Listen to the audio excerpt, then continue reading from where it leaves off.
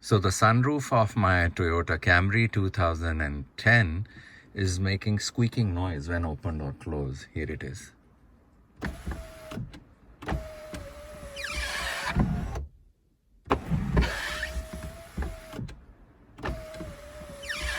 So this is how the channel is looking at this time. And we start cleaning it.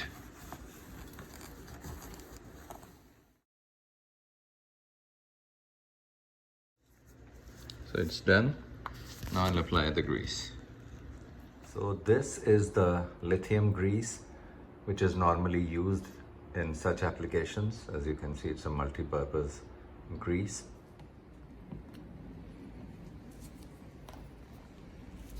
Squeeze it out a little bit. So I have applied the grease on the driver's side also.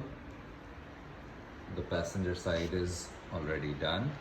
So let's check the performance. So when you are doing maintenance on the sunroof, also make sure this is called the wind deflector.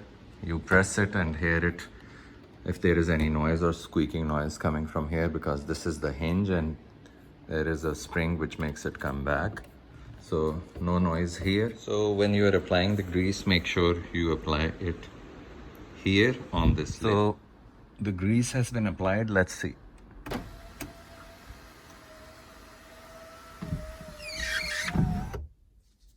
It is still there. Since the squeaking noise was still coming, so I did some more investigation, and looking at the sunroof from the outside, I could see where the squeak is coming from.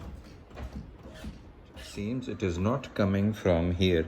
So what I'm going to do is I'm going to clean the edges all around and then apply a little bit of silicone, because it seems like wherever this rubber is going, it is causing this squeaking noise. So continuing with my repair work to make sure there is no squeaking noise, I have lifted the sunroof up from the back and I'm going to clean it.